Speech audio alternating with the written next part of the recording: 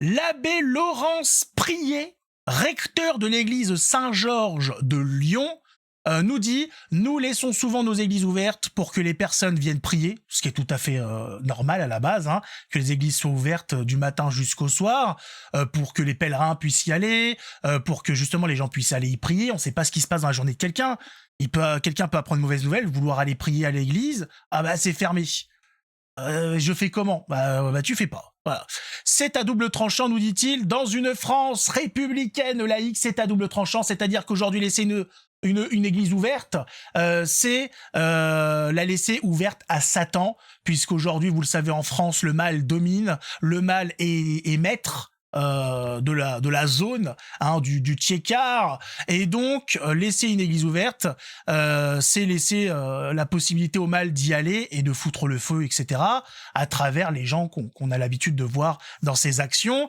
Et donc effectivement c'est compliqué, mais le problème c'est que le moyen le plus simple pour pallier au problème, c'est de laisser ouvert et que l'église vive. S'il y a toujours des gens qui y prient, toujours des gens qui y sont, ça limite grandement les accidents. Mais pour ça, il faut aller, voilà, il faut que les gens qui se plaignent, regardez ce qui se passe dans nos églises, le patrimoine. Et c'est pas que du patrimoine, tout ça. C'est le corps.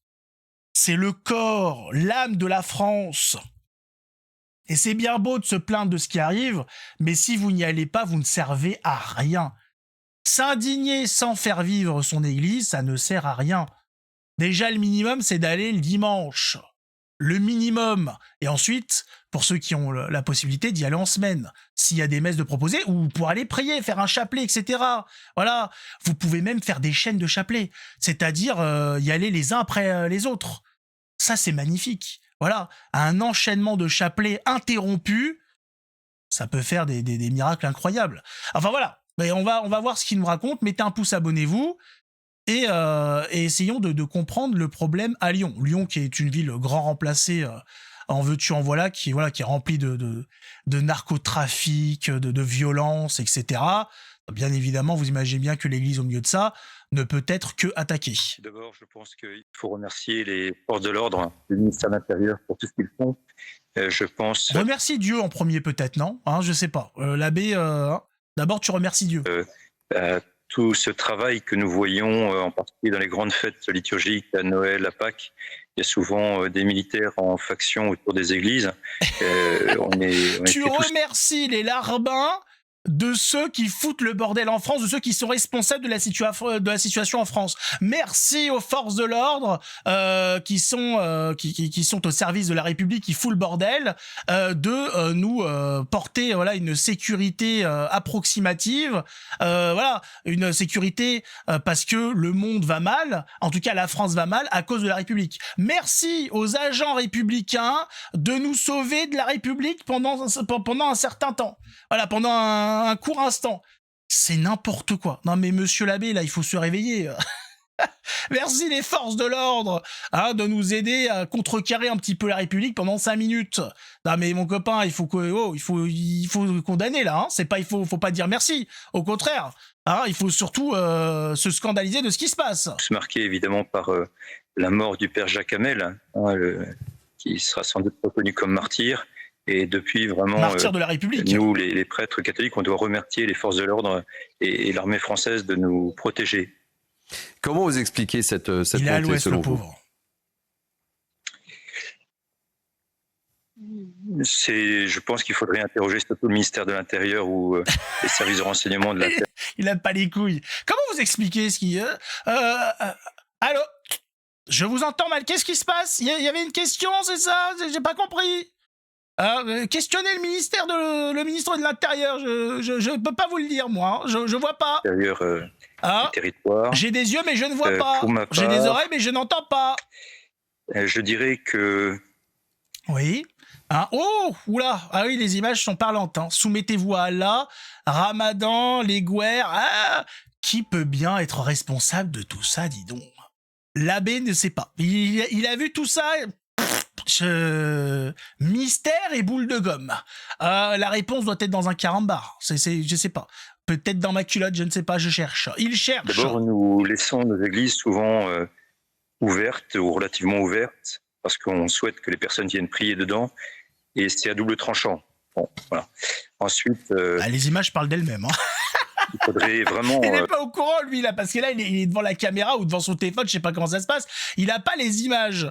Hein, et il est... ils le font un peu passer pour un con, quand même.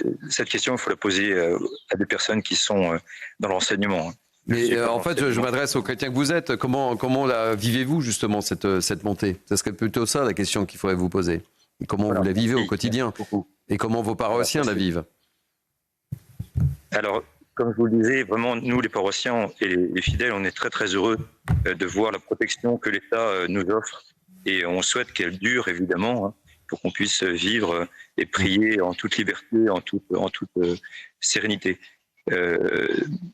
Aujourd'hui, nous fêtons Saint Maximilien Kolbe en cette vigile de l'Ascension.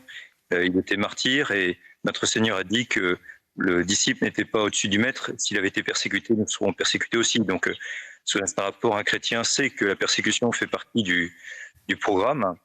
Et être signe de contradiction, c'est inhérent à la vie chrétienne. Donc, je veux dire, il n'y a pas de surprise. Il y a toujours une grande souffrance, évidemment, de voir tous ces actes malveillants, voire très durs, mais j'allais dire c'est au programme, c'est pas étonnant. Malveillant, voire très dur. Putain, mais qu'est-ce qu'il est mou. Excusez-moi, monsieur l'abbé, vous êtes mou. Oh là là là là là là là là là là là là là là là là là là.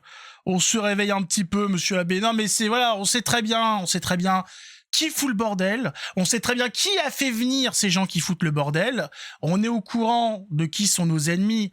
Ça a été déclaré, ça a été, les différents papes dans l'histoire, les docteurs de l'Église. On sait très bien qui sont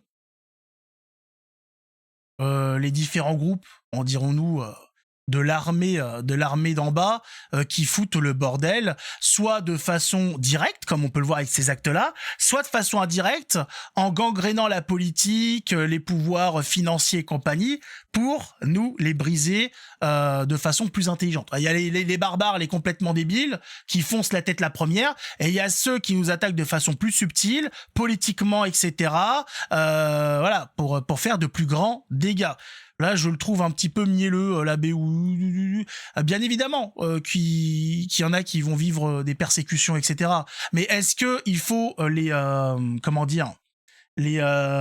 vouloir, que ce soit destiné, qu'on soit destiné à souffrir, à être un martyr, très bien, mais est-ce que c'est pour ça qu'on doit mettre tout en place pour qu'il y ait des milliers ou des dizaines de millions de martyrs? Je ne crois pas. Je ne crois pas qu'on soit là pour pousser les gens au martyr, pour leur infliger le martyr. Si Dieu a décidé que des gens doivent passer par différentes étapes, etc., très bien, mais c'est pas pour ça qu'on doit faire en sorte que de vivre l'enfer sur terre. Là, nous sommes censés fonder des sociétés catholiques où on puisse vivre notre foi le plus tranquillement possible, en tout cas, comme il est demandé de pouvoir pratiquer sans interruption, etc., tout ce qui, les prières, les processions et compagnie, et évangéliser le monde, bien évidemment. Si on fragilise les bases chrétiennes, pour devenir martyr et compagnie, on est bloqué pour évangéliser le monde. C'est contre-productif. Que en allant évangéliser, il y ait des martyrs, que au sein des pays il y ait des martyrs, etc. Pourquoi pas? Mais il faut pas non plus foutre un bordel monstre en disant c'est pas grave de toute façon parce que Dieu, il a dit que de toute façon il y aurait des martyrs. Oui, non, mais c'est pas pour ça qu'il faut pousser tout le monde dans le précipice. Un petit peu bizarre la façon de penser de ce monsieur. Je sais pas ce que vous en pensez, dites-moi. Moi, je trouve ça un petit peu mou, un petit peu à côté de la plaque. Mais peut-être que c'est moi qui suis à côté, je sais pas. Et je trouve pas ça normal de dire oui, merci les forces de l'ordre. Oui, mais merci les forces de l'ordre, mais surtout va te faire foutre la République. Surtout, excusez-moi du langage. Mais si on en est là aujourd'hui, c'est bien parce qu'on a 2 siècles de République dans la gueule et une République très loin d'être neutre. Vous le savez, je le sais, on le sait, ils le savent, savus, savunus, comme diraient nos amis latins, bien évidemment.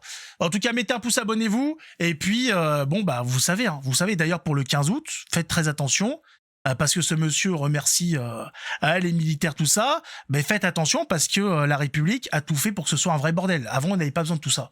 Avant, les fêtes chrétiennes se vivaient tranquillement. Aujourd'hui, il faut une demande de la part du ministre de l'Intérieur à tous les forces de l'ordre de sécuriser les lieux de culte catholiques parce que c'est très dangereux.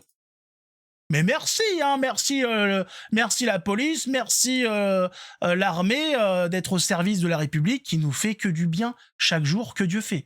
Merci. Ou peut-être pas quand même. Allez, en tout cas, on se retrouve pour une prochaine vidéo. Que Dieu nous garde. Ciao tout le monde.